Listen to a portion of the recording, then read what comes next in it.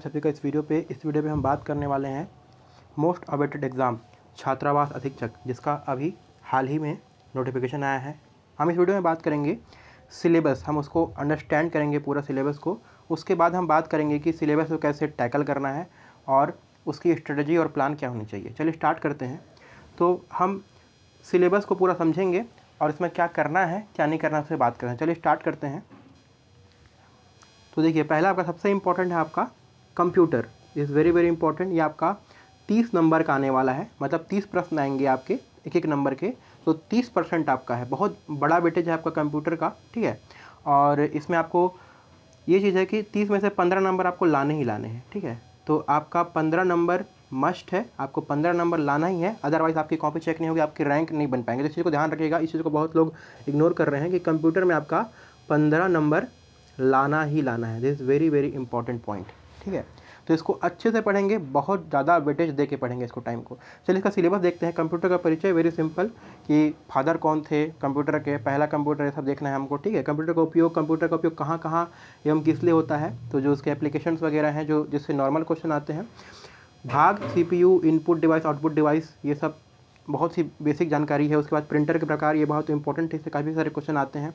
Operating system, commercial and open source से question आजकल काफ़ी आ रहे हैं, उसको ध्यान देखिएगा। और ऑपरेटिंग सिस्टम, इसमें क्वेश्चन ऐसे आते हैं कि आपका पूछ देगा ये ऑपरेटिंग सिस्टम है या नहीं है, ठीक है। उसके बाद वर्ड प्रोसेसर, स्प्रेडशीट, प्रेजेंटेशन के उपयोग, उसमें जो कीवर्ड्स होते हैं, जैसे कि F7 में क्या होता है, 5 में क्या होता है, वो आप देख लीजिएगा, ठीक है। इंटरनेट के उपयोग, ईमेल, डॉक्यूमेंट सर्विसिंग, तो इसका ईमेल का फुल फॉर्म कहीं पूछ देता है, ठीक है। सर्विस वेबसाइट, सरकारी वेबसाइट, NIC क्या होता है, ये सब आपसे पूछ सकता है। एंटीवायरस, तो एंटीवायरस का आपको नाम दे देगा, बोल देगा कौन से है, कौन से एंटीवायरस नहीं है। उसके बाद कुछ आपके जो बग आते हैं, वायरस आते हैं, उनके नाम भी बहुत आते हैं। मल्टीमीडिया का उपयोग, ऑडियो फॉर्मेट आपको पूछता है, MPEG वगैरह, PDF का फॉर्मेट क्या है, वीडियो, टेक्स्ट का उपयोग और उसके जो फॉर्मेट होते हैं उससे क्वेश्चन आते हैं। CD DVD से संबंधित क्वेश्चन, जैसे इस बार कुछ पूछ दिया था कि सहकारिता में कि CD के कौन से कंपनी ने आविष्कार किया था, जिसका आंसर सो नहीं था, ठीक है। तो वैसे करके आपको तैयार रखना है। गूगल, अल्टा विस्टा, यूट्यूब की जानकारी, ठीक है। सर्व इंजन से वांछित जानकारी कैसे प्राप्त की जाए, इनकी सामान्य जानकारी। मतलब गूगल को जो इंजन होता है, मतलब कि सर्च इंजन, यहाँ पे सर्व लिख दिया है गलती से, लेकिन आपका सर्च इंजन होगा, ठीक है। सर्च इंजन से कैसे जानकारी प्राप्त करते हैं, तो बेसिक चीज़ है, इसका हम तो इस्तेमाल भी करते हैं। तो देखिए इसको अब मैं आपको बताता हूँ इसको पढ़ने का तरीका क्या है। आपको एक सिंपल सा, एक छोटा सा क्या करना है, एक बुक, मतलब अब देखिए पहले हम जो नॉर्मल पढ़ते थे व्यापम के लिए, हम बहुत पतला बुक पढ़ते थे, लेकिन अब आपको थोड़ा सा हल्का सा मीडियम साइज का लेना पड़ेगा। बहुत सारी पब्लिकेशन की बुक आती है, ठीक है। तो आप कोई भी ले सकते हैं, या फिर आप वेट कर सकते हैं, थोड़ा वेट करेंगे ना तो स्पेशली इसके लिए आएगा। देखिए स्पेशली मैं इसलिए बोल रहा हूँ क्योंकि देखिए जो सिलेबस है ना, सिलेबस का जो पॉइंट है, ये हर बार के लिए अलग अलग होता है, ठीक है। जैसे किसी एग्ज़ाम में कुछ अलग अलग चीज़ दिया रहेगा, किसी एग्ज़ाम में कुछ अलग अलग चीज़ दिया रहता है, तो इसी के अकॉर्डिंग आपको पढ़ना है। अगर आप ऐसी बुक से पढ़ रहे हैं जो कि पुरानी है और वो स्पेशली इसके लिए नहीं बनाई गई है, तो आप क्या करेंगे ना, एकदम से इसको पॉइंट करके पढ़ेंगे। जैसे परिचय है तो परिचय को ही पढ़ेंगे, ठीक है। उपयोग है तो उपयोग वाला जो सेक्शन है वो सब पढ़ेंगे, ठीक है। उसके बाद क्योंकि देखिए इससे आपको बताएगा, आपका एकदम डायरेक्ट और स्ट्रेट फॉरवर्ड आपकी जो स्ट्रेटजी है, आपकी जो प्लानिंग है, तैयारी है, वो कराता है। जैसे कि आप बुक लेके पढ़ेंगे, जैसे मान के लीजिए एग्जांपल के लिए आपने अरिहंत का बुक ले लिया, उसमें बहुत सारी एक्स्ट्रा चीज़ें दिए होंगी जो कि आपको नहीं पढ़ना है, उससे आप फालतू परेशान हो जाएंगे। इसको अच्छे से पढ़ेंगे। हम लास्ट में बताएंगे कितना कितना टाइम देना है, पहले पूरा सिलेबस देख लेते हैं। अगला है आपका हिंदी व्याकरण। देखिए यहाँ पे 5 क्वेश्चन ही आना है सिर्फ, और 5 से ज़्यादा आपका क्या है, स्वर व्यंजन वर्तनी, इतनी सारी चीज़ें हैं। इतनी सारी चीज़ें में ऐसा है कि आप बहुत सारी चीज़ पढ़ेंगे, उससे क्वेश्चन भी नहीं आएगा, ठीक है।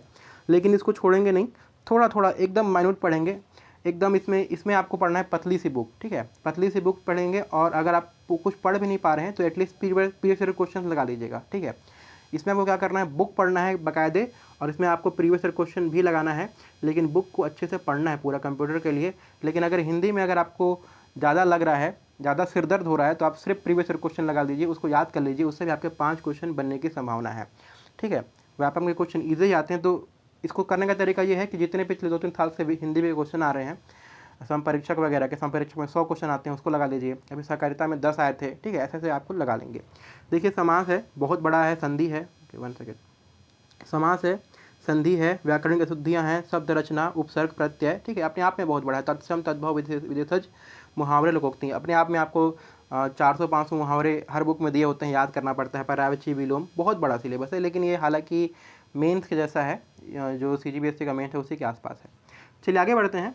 अगला है आपका जनरल इंग्लिश। इसमें भी वही है, आपके इतने सारी चीज़ें दी हुई हैं और क्वेश्चन है सिर्फ 5, तो इसको आप टूटेजा से पढ़ने का प्रयास करेंगे। वो काफ़ी पतला है और आराम से मैनेज हो जाता है। इसको भी आप टूटेजा से देख सकते हैं, ठीक है। टूटेजा मैं इसलिए बोल रहा हूँ क्योंकि उसमें ज़्यादा कुछ दिया नहीं हुआ है, और इसको भी पढ़ना है ना, तो जो आपके सिलेबस उसी अकॉर्डिंग पढ़ेंगे। अब देखिए यहाँ पे नंबर्स, जेंडर्स, आर्टिकल्स वगैरह हैं, प्रोनाउन, एडवर्ब, वर्ब। इसमें जो थोड़ा सा कॉम्प्लिकेट होता है और आता ही है आपका एक्टिव पैसिव वॉइस। इसको अच्छे से पढ़ लीजिएगा। एक और एक्स्ट्रा दिया हुआ है, डायरेक्ट एंड इनडायरेक्ट नरेशन। ये आपका CGBSC मेंस के सिलेबस में नहीं है, सिर्फ वॉइस है, लेकिन इसको एक्स्ट्रा दिया हुआ है, तो देख लीजिएगा, शायद क्वेश्चन आ सकता है।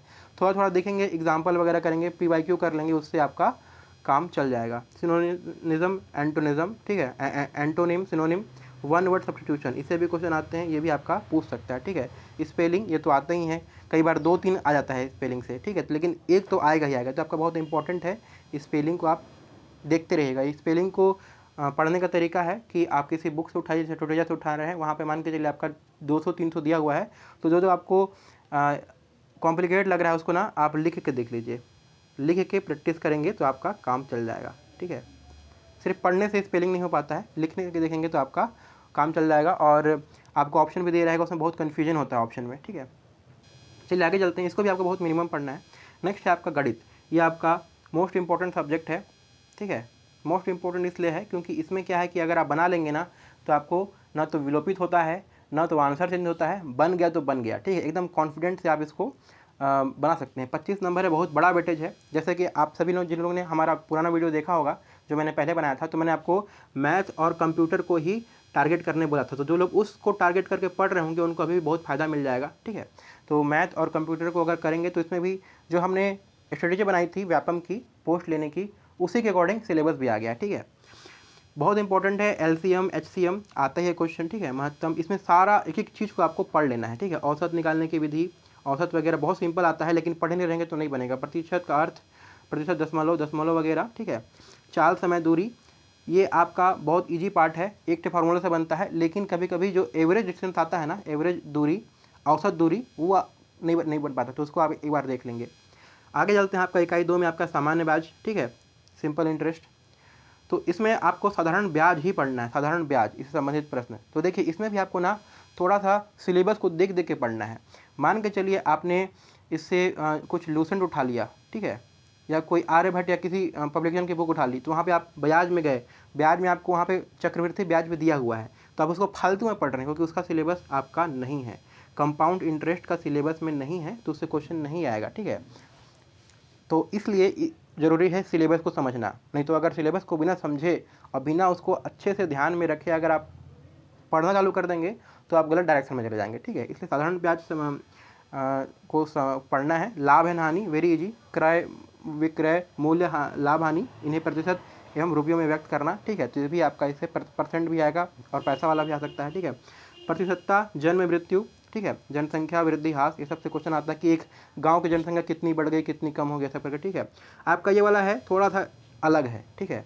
तो जो लोग CGBSC मेंस की तैयारी करते हैं तो ये सब रेखा, कोण, रेखाखंड, सरल रेखा, ये सब नहीं आता है, इसको थोड़ा अलग से पढ़ लेंगे, ठीक है।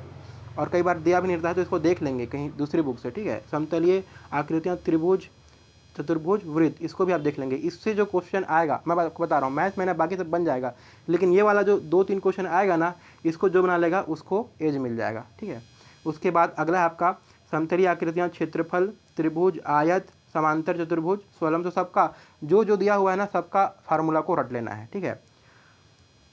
कोस की मांगे, लंबाई, चौड़ाई, ऊंचाई, तो इसको कन्वर्ट करने के लिए पूछता है, ठीक है, कि इतना एक यूनिट दे देगा, ठीक है। घन, घनाभ, तो इसको आपको पूरा सबको याद रखना है।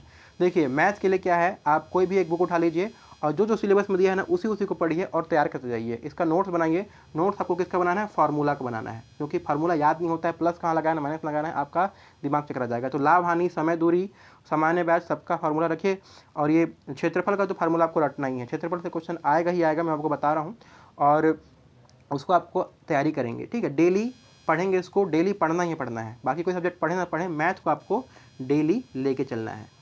कोई भी बुक उठाइए, लूसेंट की होगी, RS अग्रवाल की आती है, या तो फिर थोड़ा वेट करेंगे तो एक स्पेसिफिक किसी का बुक आ जाएगा, ठीक है, जैसे हैराम पटेल सर निकालते हैं, बाकी कोचिंग वाले भी निकालते हैं, ठीक है। आर्यभट्ट की बुक भी अच्छी है, आर्यभट्ट की बुक आप देख सकते हैं। लेकिन अगर आप स्पेसिफिक हॉस्टल वार्डन के लिए बुक अगर नहीं ले रहे हैं तो थोड़ा सा ध्यान रखेंगे, भटकेंगे नहीं, इधर उधर की चीज़ों को नहीं पढ़ेंगे। लोग मैथ सोच के ना पूरा मैथ में घुस जाते हैं, ऐसा नहीं करना है, ठीक है। चलिए आगे बढ़ते हैं। अगला है आपका थर्ड मोस्ट इंपॉर्टेंट पॉइंट, सामान्य ज्ञान, GK, ठीक है, जनरल नॉलेज। 15 प्रश्न आएगा, 15 अंक का। अब देखिए इसमें क्या क्या दिया है आपका, राजनीतिक व्यवस्था, संविधान, ठीक है, तो पढ़ते हैं इसमें हम लोग मुख्य संवैधानिक प्रावधान, मौलिक कर्तव्य एवं अधिकार, मौलिक अधिकार भी, मौलिक कर्तव्य, सूचना का अधिकार। तो सूचना का अधिकार जैसे अलग से जो पॉइंट दिया हुआ ना, इसको आप देख ही लेंगे। सूचना का अधिकार का आपका पूछ सकता है, डेट कब आया उसका, एक्ट का 2005 में आया था करके, ठीक है। सांस्कृतिक, राष्ट्रीय प्रतीक, ये सब चीज़ों को पॉइंट के हिसाब से ही पढ़ेंगे। देखिए जैसे बुक उठा के पढ़ लेने से, जैसे इसमें से 2 क्वेश्चन आएगा, ठीक है, तो आपको उसी हिसाब से पढ़ना है। ऐसा नहीं करना है कि कोई बुक उठा लिए, बुक उठा के कवर टू कवर पढ़ रहे हैं, ऐसा बिल्कुल नहीं करना है। जो जो पॉइंट में लिखा हुआ है ना उसी को करना है, ठीक है। इसमें बहुत सारा कुछ नहीं दिया हुआ है। जैसे कि मैं एग्जांपल के लिए बताऊं तो संवैधानिक प्रावधान में देखा जाए तो इसमें इलेक्शन के बारे में है, ठीक है, इलेक्शन के बारे में है, राज्यसभा मुख्य, लेकिन राष्ट्रपति के बारे में नहीं है। राष्ट्रपति उपराष्ट्रपति के आने के चांसेस कम है, क्योंकि देखिए इतने सारे पॉइंट्स हैं और 2 क्वेश्चन आना है 2, ठीक है। थोड़ा संभल के पढ़ेंगे, मैं लास्ट में बताऊंगा आपको किससे पढ़ना है, ठीक है। भारतीय इतिहास, अब इसमें भी आपको सभ्यता संस्कृति के बारे में, ऐतिहासिक घटनाएं, तो इसमें अब क्या हो गया, ये सभ्यता संस्कृति मतलब एक क्या बोल रहा है, सिंधु घाटी की सभ्यता के बारे में बता रहा है, ठीक है। ऐतिहासिक घटनाएं, भारतीय स्वतंत्रता का इतिहास, ठीक है, और 1857 से 1947 तक पूरा इसमें कवर कर दिया, ठीक है। 1947 के बाद की घटनाक्रम, मतलब शुरू से लेकर लास्ट तक। तो इसको भी बहुत मिनिमम पढ़ना है, 2 क्वेश्चन ही आने वाला है। भूगोल में भी वैसा ही है, खनिज, प्रमुख उद्योग, ठीक है, अर्थव्यवस्था, सामाजिक आर्थिक विकास, जनसंख्या, ठीक है। सामान्य विज्ञान में आपका मूलभूत सिद्धांत, जीवन गुणवत्ता विज्ञान, ठीक है। खेल कूद, खेल और शिक्षा, योग, मूल शिक्षा, इसके अंतर्गत शिक्षा, नवाचार, शैक्षणिक योजना, इसमें आपके 4 अंक हैं।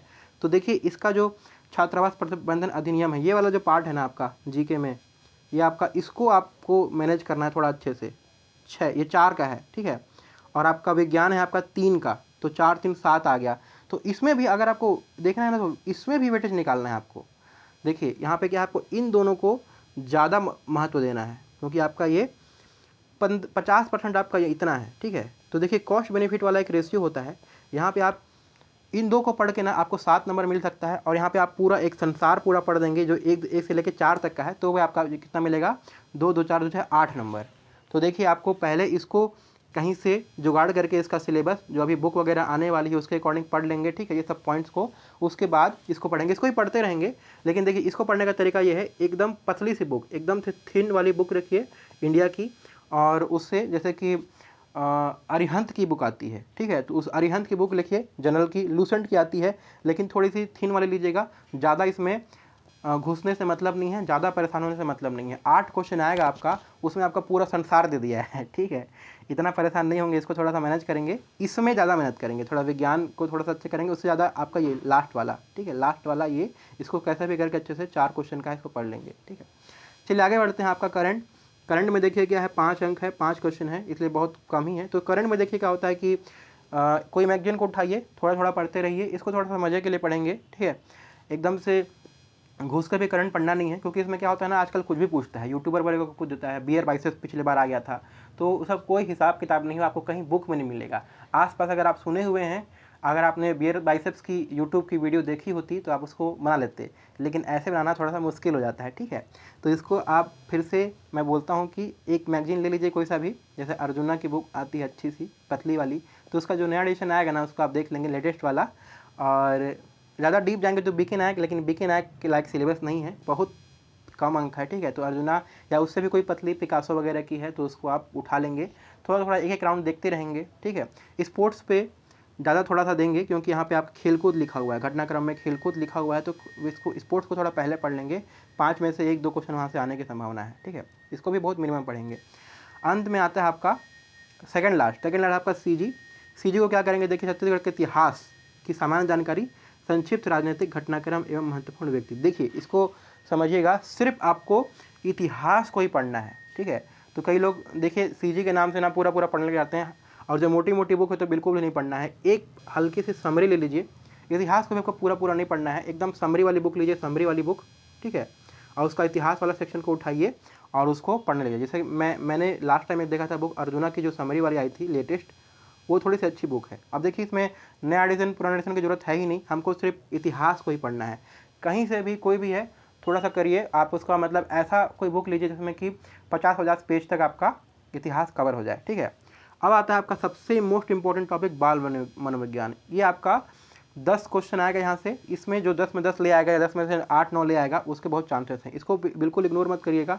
कोई बुक लीजिए और जो इसमें स्पेशल बुक आएगी वहाँ से आपको थोड़ा वेट कर लीजिए, अगर नहीं आया होगा तो मार्केट में 2-4 को आने दीजिए, देखिए कौन सा अच्छा है, उसके बाद उसको लेके आइए, जब तक बाकी चीज़ को पढ़ते रहिए।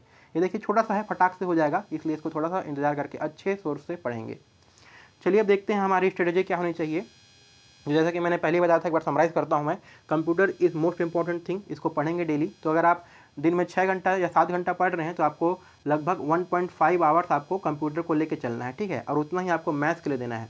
मैथ्स को आप बल्कि 2 घंटा दे सकते हैं, क्योंकि ये आपका ऐसा है कि एकदम से कट टू कट आपका 25 में 25 लाने की पूरी संभावना है। ना तो विलोपित होगा ना तो कुछ होगा, ठीक है। मान के चलिए ऐसा भी हो सकता है कि कंप्यूटर में कुछ एक आध विलोपित कोई करवा दे, 2-3 आंसर निकाल के, ठीक है। लेकिन इसमें तो आपका क्या है कि विलोपित होगा भी नहीं। दोनों को आपको बहुत ज़्यादा समय देना है। मतलब अगर आप पढ़ रहे हैं ना जितना भी, तो 50% आपको इसको देना है, क्योंकि देखिए सिलेबस आपका 50% ज़्यादा है। सिलेबस के अकॉर्डिंग टाइम देंगे, ऐसा नहीं कि पूरा इतिहास और वो सब पढ़ने में बैठ गए, क्योंकि उसका एक क्वेश्चन ही नहीं है, ठीक है। नेक्स्ट आपका जीके है। पतली से कोई बुक लेके, इसके लिए आप जैसे टुटेजा की जो बुक आती है वो भी आप पढ़ सकते हैं, लेकिन उसको थोड़ा सा कायदे से पढ़ेंगे, बहुत ज़्यादा नहीं पढ़ेंगे। अरिहंत की पतली वाली बुक आप पढ़ सकते हैं, ठीक है। बाल मनोविज्ञान स्पेसिफिक जो आएगी हैराम पटेल, अर्जुना, पिकासो की, उससे आप पढ़ेंगे, कुछ दिन में आ जाएगी, या शायद अभी तक आ गई होगी, ठीक है। हिंदी, इंग्लिश, सीजी, इसको एकदम मिनिमम पढ़ेंगे। इन चारों को, सीजी के लिए मैं आपको बताया इतिहास ही पढ़ना है, एक पतली सी बुक, ठीक है। हिंदी, और इसको आप प्रीवियस ईयर क्वेश्चन से बनाने का प्रयास करिएगा।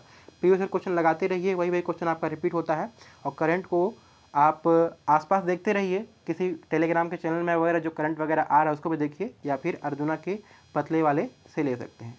देखिए अभी पर्याप्त समय है, अभी मार्च में आपका फॉर्म भरा रहा है, ठीक है, और एग्ज़ाम होने की संभावना है उसके 1-2 महीने बाद। तो आपका गिरी हालत में आपका क्या है, आपका लगभग 100 डेज प्लस बचा हुआ है, 100 डेज से प्लस, जो कि बहुत पर्याप्त है। मैं समझता हूँ, ये मानता हूँ इस चीज़ को कि सिलेबस आपका बहुत बड़ा है, सिलेबस इज़ वेरी वास्ट, ठीक है, वेरी वास्ट, बहुत बड़ा है। लेकिन मैं आपको बताया कि किसको कितना कितना वेटेज देना है। जैसे कि सिलेबस में देखिए आपका पूरा का पूरा भारतीय इतिहास दे दिया है, लेकिन उसको उतना पढ़ना ही नहीं है ना। 2 नंबर के लिए 2 क्वेश्चन है, जितना मैनेज हो रहा है, इंपॉर्टेंट प्रीवियस ईयर क्वेश्चन जो पहले आए हुए हैं उसको देखते हुए चलना है, और इसको ऐसे करके मैनेज करना है, ठीक है।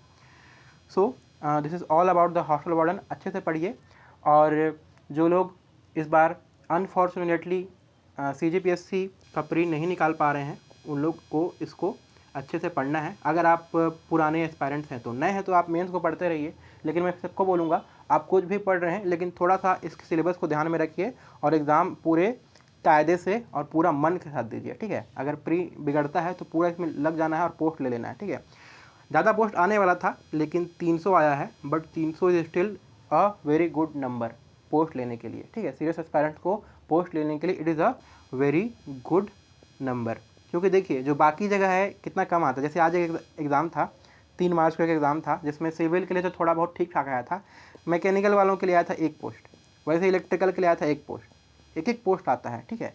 तो उससे तो बेटर ही है, आपका 300 पोस्ट आया है, which is a very good number, और ये आपका बहुत अच्छी अपॉर्चुनिटी है इसको एक अच्छा सरकारी जॉब लगाने का। देखिए अगर आप इसको ऐसे समझ सकते हैं कि आप कंप्यूटर और मैथ्स पढ़ेंगे ना, तो मान के चलिए आपका ये नहीं भी हो पा रहा है किसी कारणवश, आप इसमें कट ऑफ क्लियर नहीं कर पाते हैं, तो भी आपका आगे बहुत सारा एग्जाम आने वाला है, जैसे कि पटवारी आएगा, ठीक है।